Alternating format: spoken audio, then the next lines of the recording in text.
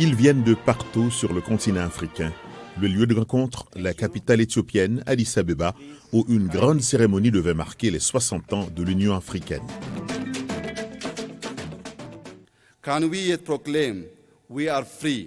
Pouvons-nous proclamer notre liberté alors que notre peuple est encore pris dans les raies de la pauvreté et que nos systèmes sont secoués par la corruption, l'incompétence et l'indifférence?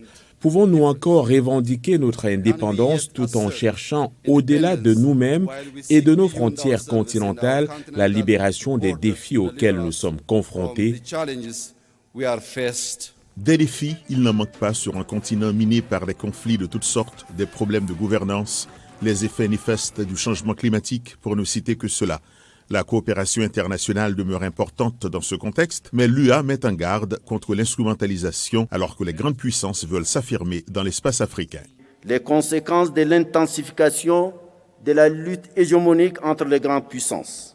Dans ce contexte international d'affrontement des intérêts géopolitiques divergents, la volonté des uns et des autres menace de transformer l'Afrique en terrain de bataille géostratégique, recréant de ce fait une nouvelle version de la guerre froide, fort préjudiciable à l'efficacité du multilatéralisme dont dépend la paix et la sécurité mondiale. Moussa Faki Mahamat a salué les succès de l'OUA, mais aussi ses facteurs négatifs, surtout au niveau de la gouvernance. Même message du côté de l'actuel président de l'organisation régionale. Se multiplient ces dernières années les conflits inter- et intra-africains, mais aussi le terrorisme perdure.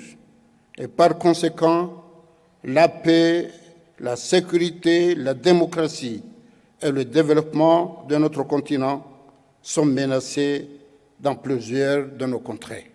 Un 60e anniversaire qui offre néanmoins l'occasion de vanter la grande capacité de résilience d'un continent faisant face à des difficultés de tous ordres.